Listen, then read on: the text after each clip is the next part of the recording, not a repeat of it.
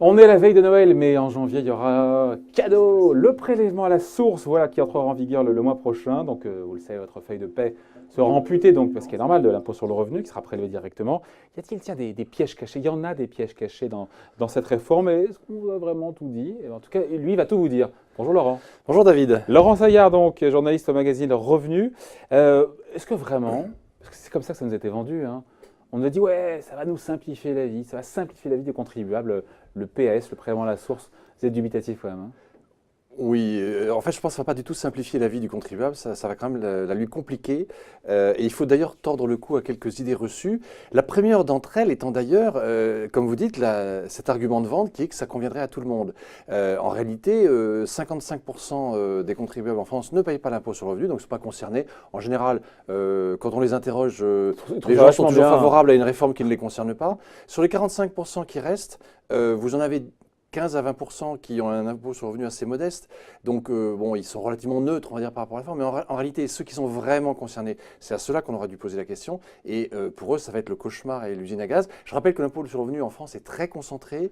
10% des foyers, en fait, payent 70% de la totalité de ce qui est récolté. C'est à eux qu'il faudra poser la question. Voilà. Et même 2% payant en fait 40% du total. Vous voyez, donc c'est un impôt qui est fortement concentré. Il y a un terme qu'on a découvert dans la bouche du gouvernement, c'était le mot contemporanéité. C'était l'avantage mis en avant, justement, parce que l'impôt deviendrait contemporain de ses revenus, donc synchronisé.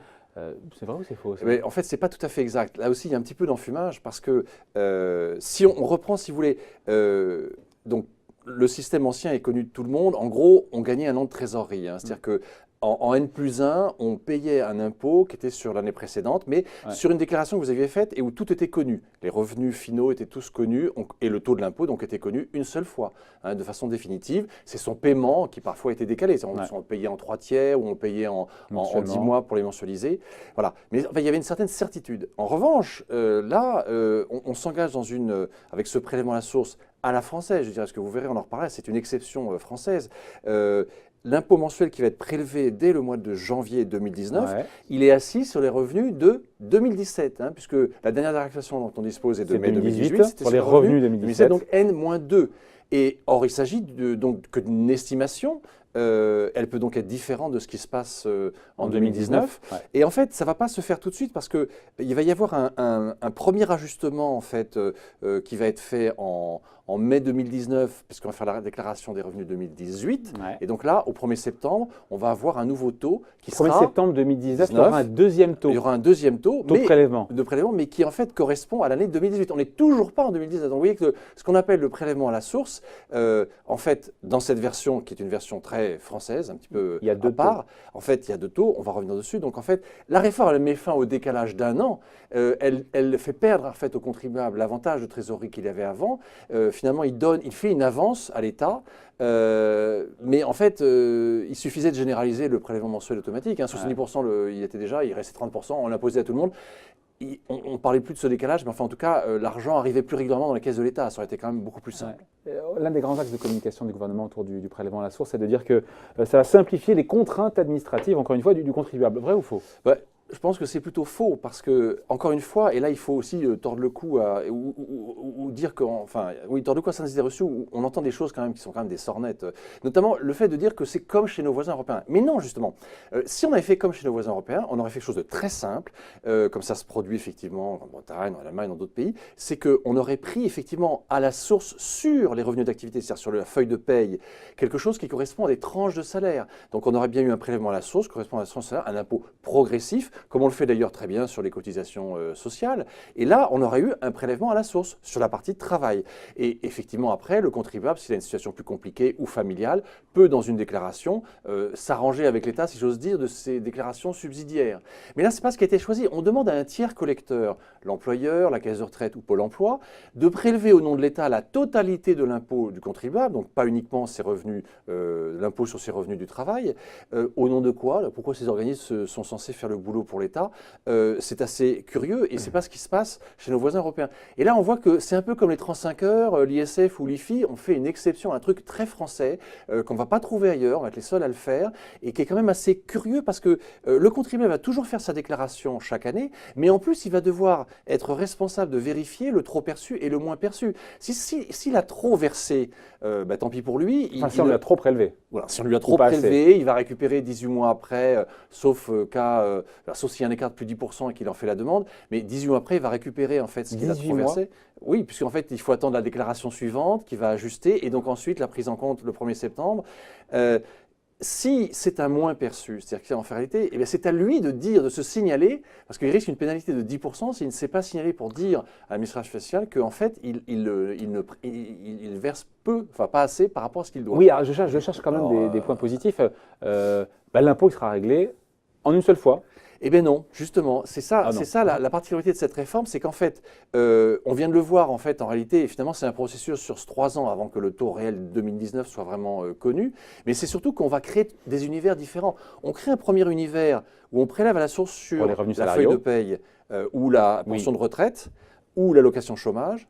Mais à côté de ça, il y a d'autres revenus où il ne va pas y avoir de tiers collecteurs. Par exemple, c'est tout ce qui sont les revenus fonciers. Ouais. Où là, en fait, le fisc va prélever directement sur le compte du contribuable un acompte mensuel ou trimestriel si le contribuable en fait la demande, qui sera assis, là encore, sur la déclaration de l'année précédente. Donc, il n'a rien à voir avec la réalité de l'année en cours. Et donc, il y aura après un ajustement, etc. Et les revenus du capital financier, donc tout ce qui est lié aux intérêts, aux dividendes, aux coupons, etc., ou aux plus-values immobilières, en fait, ne sera pas à la source, va rester dans l'ancien système et donc continuera à vivre sa vie de la même manière qu'avant. Donc, en fait, on ne simplifie pas du tout. On crée une complexité supplémentaire dans cet univers qu'on appelle à la source. Oui, mais il y a un taux de prélèvement, pardon Laurent, qui sera affiché dès janvier, donc on y voit un peu clair quand même. Hein. Alors non, justement, parce qu'en fait, et c'est ce qu'on évoquait à l'instant, c'est qu'en fait, il y a 2 taux dans l'année. Le taux du 1er janvier, du 2 janvier 2019 est en fait le taux de 2017, des revenus 2017. Donc il va être une première fois corrigé à l'occasion de la déclaration de mai 2019 sur les revenus de 2018. On aura un nouveau taux donc au 1er septembre 2019 qui va s'appliquer sur la feuille de paye, mais ce ne sera toujours pas le taux définitif de l'année 2019, puisqu'on ne le connaîtra qu'en mai 2020, au moment où les contribuables feront leur déclaration sur les revenus 2019 et il sera appliqué au 1er septembre 2020. On s'est engagé, là. Donc en fait c'est d'une incroyable complexité, c'est-à-dire que le contribuable va faire des avances à l'État sur la base d'une estimation qui va être révisée 2 fois et en fait ne connaîtra finalement le prélèvement final dû, l'impôt final dû que bien plus tard. Donc effectivement, il n'y a pas un seul taux, il y en a au minimum 2 et en réalité il y en a 3. Dans l'exemple que je vous ai cité, qui est celui de la mise en œuvre de la réforme, il y a en fait 3 taux avant qu'on connaisse le définitif. Alors je cherche encore des trucs, mais sur les dépenses qui ouvrent droit à des crédits d'impôt, il nous a dit le gouvernement qu'on toucherait ces crédits d'impôt 60% quasiment, 60% alors c'est vrai dès que là, le 15 janvier prochain. Oui, tout à fait. Alors là, c'est indéniablement une très bonne nouvelle. Là, il y a eu, sous l'effet de la pression, alors même peut-être aller même trop loin, puisque finalement, l'État, alors pour le coup, va faire un chèque de 60%. Donc dans le cas général, les gens qui ont des réductions ou des crédits d'impôt récurrents, effectivement, c'est plutôt une bonne nouvelle, parce que ça vient effectivement, garde à domicile. Voilà, ça vient effectivement alléger le problème de trésorerie que ça aurait pu leur poser. Alors, effectivement, pour me faire l'avocat du diable, je vais quand même vous citer 2 exemples où ça va être plus problématique. C'est-à-dire que les gens, en fait, ceux qui en fait ont arrêté d'avoir une aide à domicile ou d'avoir une nounou à domicile en 2017, par exemple, ils vont recevoir un super chèque ou un super virement le 15 janvier, sauf qu'il faudra le rendre, puisqu'en fait, et ils ne pourront pas le rendre tout de suite. Et il faudra le rendre quand on leur demandera, ou enfin dans la procédure qui va être établie, alors qu'en fait, ils n'y ont pas droit. Et en revanche, ceux qui ont embauché une nounou ou une aide à domicile en 2018, ils n'auront rien du tout. Voilà, et donc c'est un petit peu pénalisant quand même, mais je reconnais que ce sont 2 cas particuliers. Bon, question sur le traitement fiscal qui est réservé aux travaux dans l'immobilier locatif pour les revenus fonciers. Il se passe quoi ? Alors là, effectivement, ce n'est pas une bonne nouvelle, puisqu'en gros, pour tous les propriétaires qui ont un bien immobilier en location, il vaut mieux ne pas faire de travaux en 2018 ou en 2019, parce qu'en réalité, ils ne pourront que déduire 50%. Alors là, je vous explique. Alors, la recommandation, c'est attendez 2020, parce que là, vous reviendrez à la situation classique, vous déduisez les travaux à 100% de vos charges. Alors pourquoi ? Parce qu'en 2018, vous avez le droit de les déduire à 100%, mais comme en 2018, il y a a cet effet d'annulation de l'impôt sur les revenus courants, en réalité, vous aurez 100%, mais qui serviront à rien, puisqu'en fait, ils porteront sur une masse qui ne sera pas prise en compte. C'est pas reportable Alors, du coup, pour éviter que tout le monde reporte à 2019 les travaux, on a fait un dispositif anti-optimisation. C'est-à-dire qu'en 2019, on ne pourra déduire que 50% de la somme totale, enfin, des travaux de 2018 et 2019. Donc, en fait, c'est quand même pénalisant, c'est quand même la moitié. Hein, vous pouvez déduire que la moitié. Et en fait, le critère d'urgence qui est le seul recevable en 2019, c'est vraiment catastrophe naturelle, effraction du domicile, fuite grave qui nécessite des travaux de plomberie. Donc, ça peut quand même être le cas, mais c'est, disons, très restrictif. Il faut être sûr de respecter les critères. Donc, en fait, là, dans ce cas précis, si possible, il vaut mieux attendre 2020, ce qui n'est pas une bonne nouvelle pour les artisans et les entrepreneurs. On est quand même à la veille de Noël. On va tirer. Il y a du positif quand même dans cette réforme. Oui, alors il y a quand même des cas de figure effectivement où c'est plutôt une bonne nouvelle. Alors on peut en citer au moins deux. La naissance d'un enfant. Avant, il fallait attendre effectivement la déclaration de l'année suivante et donc la situation a été prise en compte avec un an de décalage. Ouais. Le prélèvement dit à la source va faire que là, vous pouvez vous manifester auprès de l'administration fiscale dans les 60 jours en cas de naissance, par exemple, d'un enfant. Ouais. Et naissance d'un enfant, ça veut dire départ supplémentaire dans le foyer, donc une réduction d'impôt. Ouais. Et elle pourra, le fisc s'engage à le transmettre à l'employeur dans les 3 mois et donc l'employeur devra adapter le taux. Donc ça, c'est plutôt une bonne nouvelle. Et on va dire c'est un impact, enfin une prise en compte plus rapide pour le foyer contribuable. Autre exemple, quand vous avez une forte baisse de revenus, c'est vous perdez votre emploi, donc après vous passez en système de l'allocation chômage, donc vous avez moins de revenus, ou vous partez à la retraite en 2018, donc vous avez moins de revenus ensuite. Là, c'est des cas de figure où en fait, il y a plutôt un effet d'aubaine, parce que vous pourrez signaler plus vite qu'avant le fait que vous avez une baisse de revenus et demander une adaptation du taux. Et pour rester sur cet exemple, par exemple, quelqu'un qui part à la retraite en 2018, en fait, comme en plus 2018, c'est peut-être sa meilleure année, et en fait, ce sont les revenus qui ne vont pas être imposés en tant que tels pour les revenus courants.